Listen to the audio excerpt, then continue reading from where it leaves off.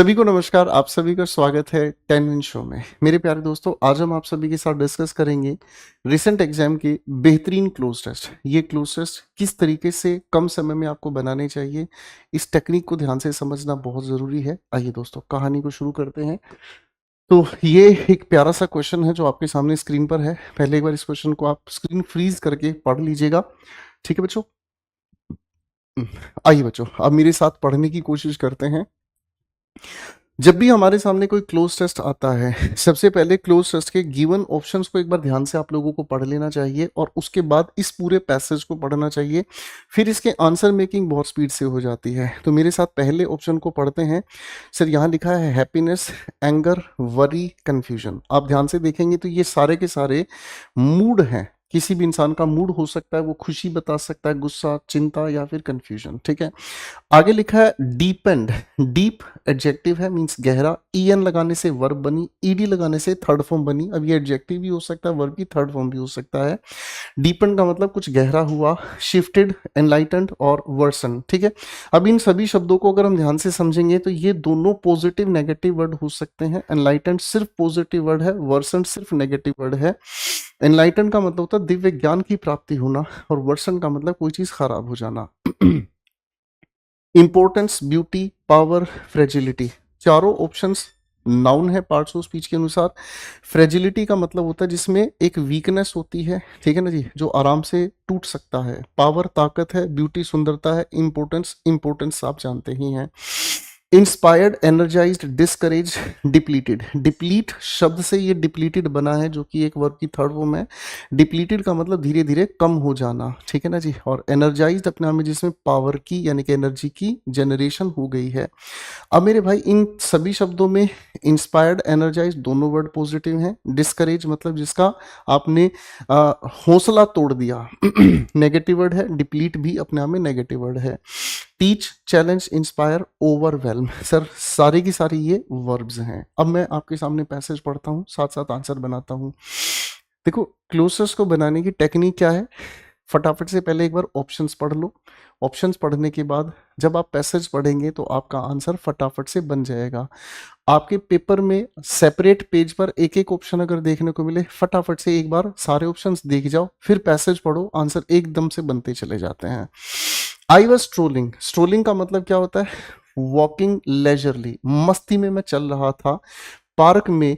एक रात की बात है जब मैंने देखा एक आदमी को जो बैठा हुआ था बाई हिमसेल्फ। बाई के साथ जब रिफ्लेक्सिव प्रोनाउन हमें देखने को मिलता है तो इसका मतलब अलोन समझ आता है। ऑन अ बेंच, किसी भी बेंच पर। He was dressed in frayed. Frayed का मतलब फटे पुराने, उसके फटे पुराने कपड़े थे जिससे वो पहने हुए वहां बैठा हुआ था। And his face was creased with, है ना, और उसके चेहरे पे झुर्रियां पड़ी हुई थी विद ब्लैंक।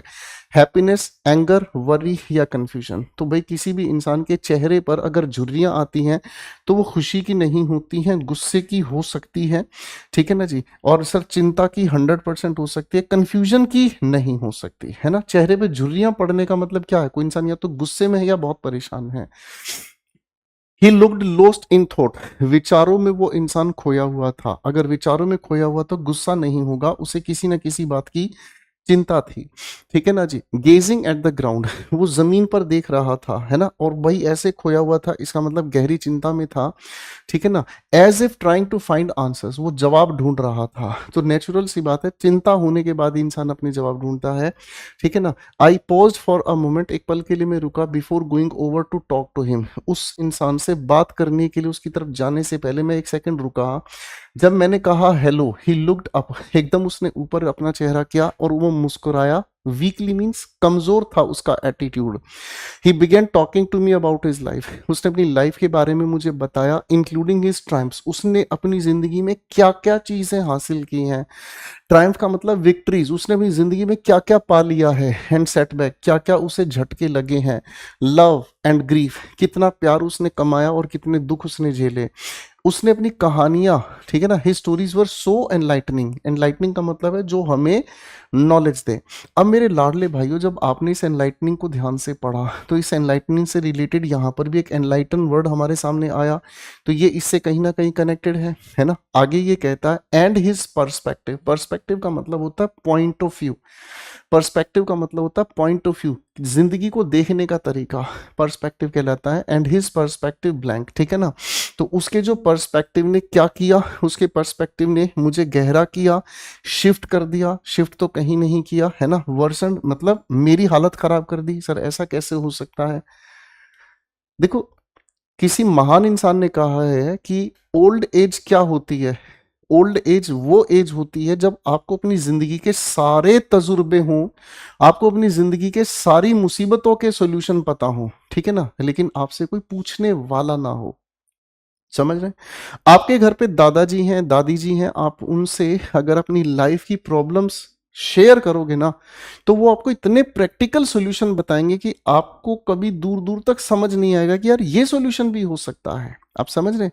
लेकिन आप पूछने का काम तो करें, है ना। तो इसका मतलब जो उनकी कहानियां थी एनलाइटनिंग थी, तो उनकी कहानियों ने मेरे पर्सपेक्टिव को क्या कर दिया, नेचुरल सी बात है, एनलाइटन कर दिया, यही हम यहाँ पर कह देंगे, ठीक है ना जी। आगे लिखा है ब्लैंक, ठीक है ना। Perspective, his perspective enlightened, he got to his feet, वो अपने पैरों पे खड़ा हुआ, जैसे जैसे सन मतलब सूर्य अस्त हो रहा था। धन्यवाद मुझे किया for the chance to hear about his experiences, उसके जो जिंदगी के तजुर्बे हैं उसको सुनने के लिए उसने मेरा धन्यवाद किया।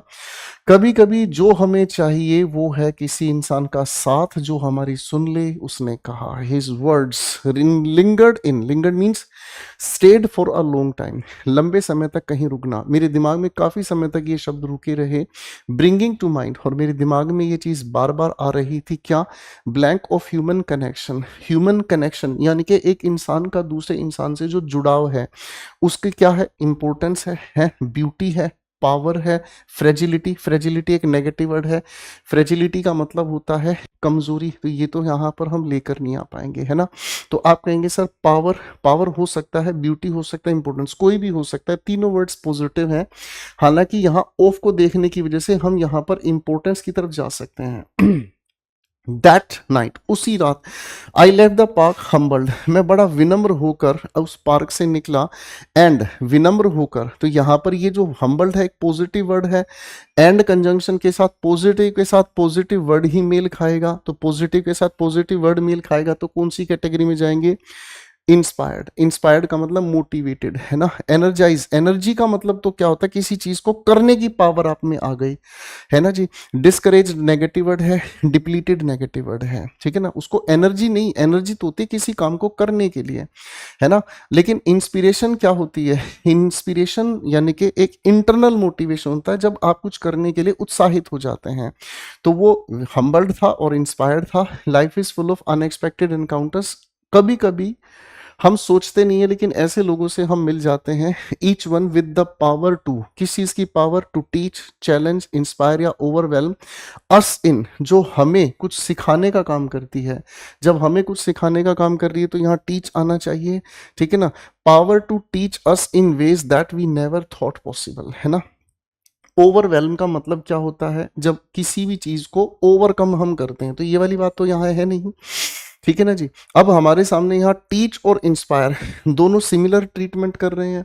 टीच का मतलब क्या होता है? किसी को कुछ सिखाना, है ना। इंस्पायर का मतलब क्या होता है? जब हम किसी भी इंसान के अंदर मोटिवेशन भर देते हैं, ठीक है ना। तो यानी कि ये दोनों लगभग एक ही तरह से हैं। तो हमें ये समझ में आता है कि किसी भी इंसान के अंदर ऐसी पावर भर दी जाती है ऐसी मुलाकातों से कि वो इंसान किसी भी बड़ी से बड़ी मुसीबत को चैलेंज कर सकता है। मेरी बात समझ में आ रही है? To challenge us in ways that we never thought, जो हम कभी सोच ही नहीं पाते, हम उन चीजों के लिए चैलेंज कर पाते हैं। अब हमारा एक ऑप्शन बाकी है, थर्ड में हमें क्या भरना है?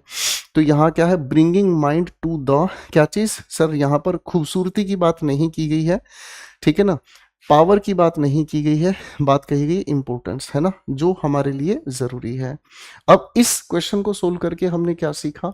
कभी कभी हम किसी क्वेश्चन के किसी ऑप्शन का क्लोज टेस्ट में आंसर बना तो सकते हैं लेकिन हम इंटेंशनली उसको स्किप कर देते हैं, क्योंकि इस क्वेश्चन का ये वाला ऑप्शन इसकी वजह से सेटिस्फाई होगा, और अगर जल्दबाजी में ये मैंने आंसर दे दिया तो मेरा ये आंसर भी गलत हो जाएगा। तो कभी कभी क्लोज टेस्ट में हमें ये सिस्टम पहचानना होता है कि इसकी वजह से अगर ये कनेक्टेड है तो पहले ये नहीं, पहले ये वाला ऑप्शन हमें भरना होगा, फिर उसके बाद ये, क्योंकि यहां से यहां तक आने के लिए बीच की ये 4 लाइन इन दोनों के मीनिंग को जनरेट करना सिखा देंगी। तो क्लोज टेस्ट की ये बहुत अच्छी प्यारी टेक्निक है।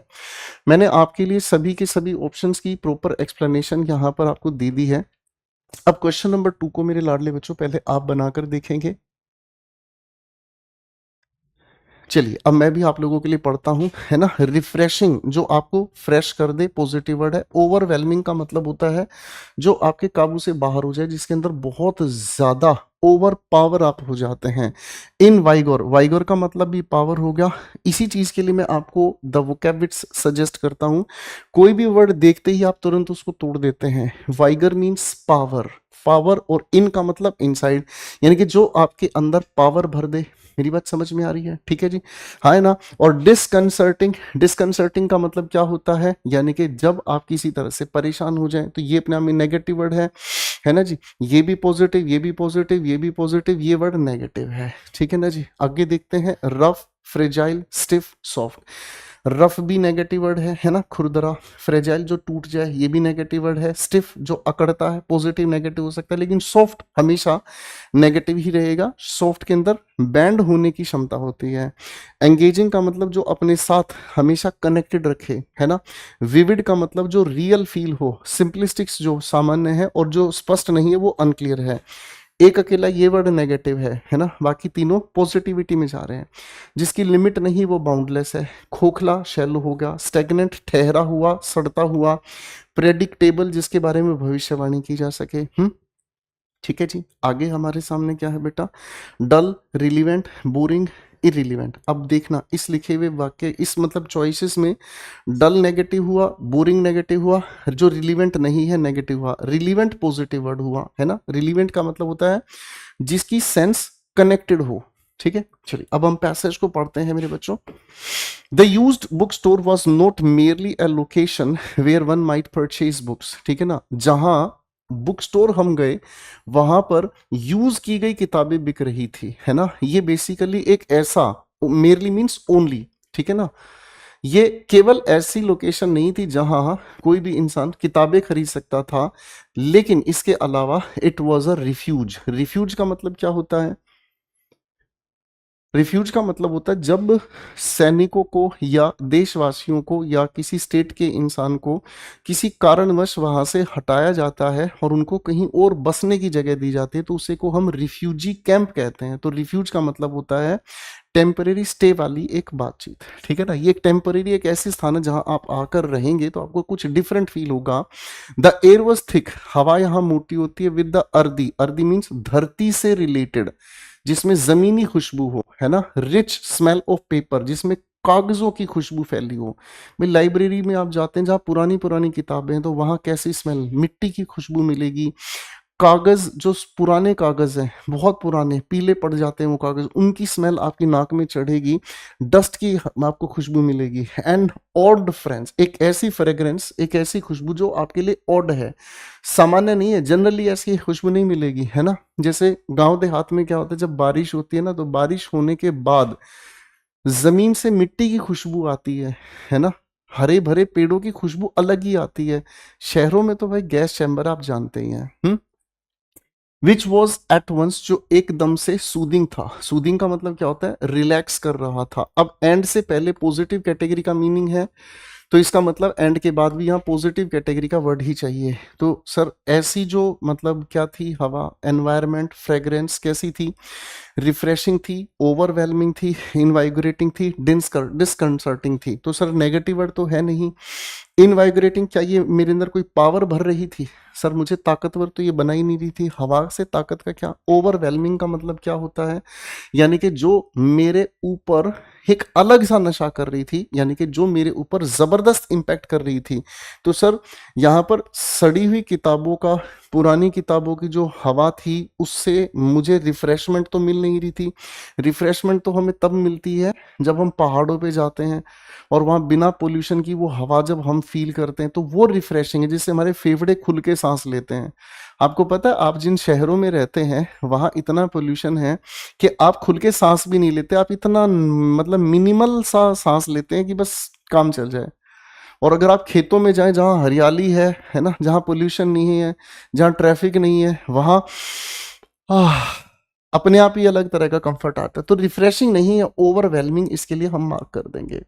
आगे पढ़ते हैं। I would spend hours there, मैं कई घंटे वहां रुक सकता हूं। Running my fingers over the spine, अब लाइब्रेरी में जाते हैं तो किताबों की जो स्पाइन है उन पर, स्पाइन का मतलब जैसे कोई भी ये बुक है, ठीक है ना जी, कोई भी ये बुक है, इस पे यहाँ पर जो जिल्द चढ़ी होती है जिस पे किताब का नाम, इन पे हाथ फेर कर मैं कई कई घंटे बिता सकता हूँ। Over the spine of ancient, प्राचीन किताबें, फॉरगॉटन बुक्स, जिन किताबों का नाम भी लोग भूल गए हैं, है ना, that stood on the shelves, जो शेल्व्स पर यानी कि अलमीरा पे रखी हुई थी। हर एक नॉवल वॉज अनदर वर्ल्ड, एक अलग ही दुनिया है हर एक नॉवल में। पढ़ के देखें तो, टू डिस्कवर, आप खोज के देखें, पढ़ के देखें। And I finally removed a leather bound book, और फिर मैंने एक शेल्फ से एक लेदर की जिसके ऊपर जिल्द चढ़ी थी, कवरिंग थी, उसको मैंने हटाया। विद एन ऑड येलोड टाइटल, पीला पड़ा हुआ था उसका टाइटल। इसके जो पेजेस थे वर ड्राई एंड, अब देखो ध्यान से, एंड से पहले ड्राई का मतलब सूखे हुए थे, पीले पड़े हुए थे, नेगेटिव वर्ड है, तो यहां हमें नेगेटिव लेकर चलना पड़ेगा। क्या लेके चलेंगे? रफ, कोई बात नहीं, चल सकता है। फ्रेजाइल, जो आसानी से टूट जाए, फट जाए, तो जो वो पन्ने हैं ड्राई होने की वजह से आसानी से फट जाएंगे। आज आप एक काम करना, आपके घर के जो कागज हैं, डॉक्यूमेंट्स हैं, डीड्स हैं, या पापा की जो 10वीं की 12वीं की जो डॉक्यूमेंट्स हैं, एक बार निकाल के देखना, उनको आप हाथ लगोगे, आपको डर लगेगा कहीं फट ना जाए, ठीक है ना जी। तो इसकी पॉसिबिलिटी ज्यादा है आंसर में, है ना। स्टिफ का मतलब अकड़ गए थे, नहीं सर, सॉफ्ट तो होंगे ही नहीं भाई, ठीक है ना जी। आगे क्या कहता है क्वेश्चन, ठीक है ना। And blank to the touch, touch करने से ये कहीं फट ना जाए, है ना। As if one careless turn would make them disintegrate, है ना, ये एकदम फट जाएंगे, यहां से जस्टिफाई होगा इसका meaning. As I picked up to read, जैसे मैंने उठाया इसको पढ़ने के लिए, the opening lines, the words didn't merely speak a tale, शब्दों ने सिर्फ एक कहानी ही नहीं सुनाई, दे विस्क्ड मी ऑफ, है ना, उन्होंने धीरे धीरे मुझे समझाया, मुझे धीरे धीरे लेकर चला। विस्क का मतलब था चुपके से निकल जाना, कहां पर? एक नई दुनिया में, ठीक है ना जी। A place of magical creatures, ऐसे ऐसे जादुई क्रिएचर्स उस किताब के अंदर लिखे हुए थे, है ना। गैलेंट का मतलब बहादुरी से भरे हीरोज थे। एंड सीक्रेट स्पेल्स, स्पेल्स का मतलब होता है जादू टोने की बात है। मुझे ऐसा लगता है शायद इसको हैरी पॉटर की बुक हाथ लग गई, हैरी पॉटर की बुक में ही ऐसी कलाकारियां देखने को मिलती हैं। The vocabulary was old fashion, पुराने जमाने की वोकैबलरीज इसके अंदर थी, बट इम्पॉसिबली, है ना, और जो अपने आप में असंभव थी। क्या थी? ब्लैंक डिस्क्राइबिंग गॉडी पिक्चर्स, जो बहुत ज्यादा डिटेल की, भारी भरकम डिटेल की जो पिक्चर्स थी उनको डिस्क्राइब ये कर रही थी।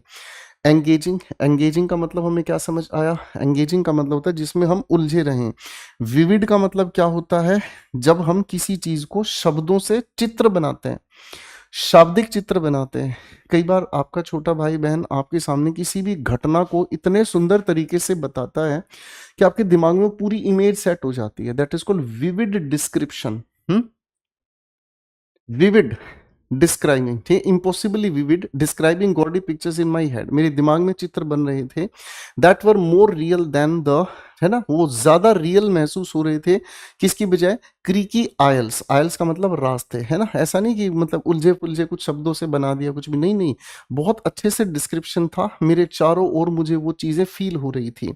तो सिंपलिस्टिक नहीं, अनक्लियर नहीं, है ना, ठीक है। विविड को हम कहते हैं सादृश्य। आई वॉज अमेज्ड, मुझे अचंभा लगा, by the imagination of the writer, कि राइटर, उस समय के राइटर कितने हाईली इमेजिनेटिव थे, कितने ज्यादा कल्पना में चलते थे, है ना। A well that was presumably truly, है ना, जो प्रेज्यूमेबली का मतलब होता है माना जा सकता है, सच में माना जा सकता है। ब्लैंक दीज टेल्स, है ना, बाउंडलेस, शैलो, स्टैग्नेंट या प्रेडिक्टेबल। तो इस पॉइंट में हमें क्या कहना होगा भाई? भाई इस पॉइंट में हमें कहना होगा प्रेडिक्टेबल का मतलब जिसकी भविष्यवाणी की जा सके। नहीं सर, जब आप उनके बारे में, उनकी इमेजिनेशन को लेकर इतने ज्यादा सरप्राइज्ड हैं, तो आप उनको प्रेडिक्टेबल कह ही नहीं सकते, नहीं कह सकते, है ना। स्टेगनेंट का मतलब होता है स्थिर, जिसके अंदर मूवमेंट नहीं हो, जिसके अंदर मूवमेंट नहीं हो। आपकी गली में पानी कहीं फंस जाता है, पानी आगे नाली का बह नहीं पाता, आप उसको कहेंगे स्टेगनेंट, यानी कि पानी ठहर गया, आगे चल ही नहीं पा रहा। शैलो का मतलब खोखला होता है, तो आप कहेंगे बाउंडलेस। बाउंडलेस का मतलब जिसकी लिमिट ही नहीं हो, जिसकी लिमिट ही नहीं हो। एज एंशंट एज देवर, है ना, कि इतने इतने इतने प्राचीन, इनकी लिमिट ही नहीं ढूंढी जा सकती।